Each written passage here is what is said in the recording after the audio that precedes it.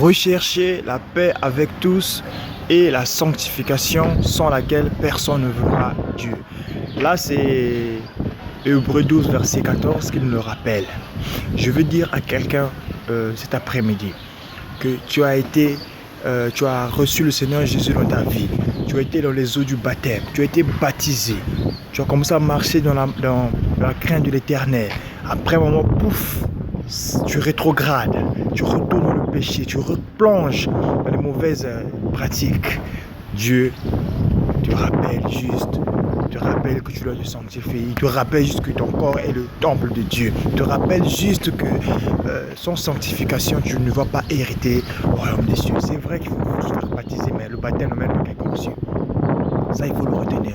Le baptême doit être accompagné par les œuvres. Parce que nous avons crucifié nos passions, nos désirs en acceptant Jésus dans notre vie, mais ça ne doit pas être une crucifixion en moitié. Juste la Bible dit que seuls les persévérants vont hériter le royaume des cieux.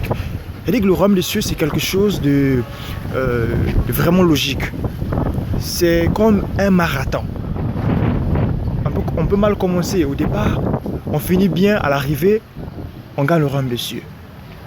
Le royaume des cieux, ce n'est pas une course de 100 mètres où tu vas vite en baisant, tu as fini la course. Non, le royaume des cieux, c'est la persévérance. On doit être persévérant. Le royaume des cieux, c'est un endroit vraiment bénéfique pour nos âmes. Et pour hériter le royaume des cieux, il faut être dans une vie de sanctification. La sanctification, c'est une vie de consécration. C'est-à-dire que tu dois marcher dans la crainte de Dieu, marcher dans la justice de Dieu. Tu dois faire les choses en craignant Dieu. Tu dois crucifier vraiment tes passions de la chair, tes désirs charnels. Tu dois les crucifier pour marcher avec Dieu. Et Dieu va t'utiliser, il va te sauver, il va sauver ton âme. Amen.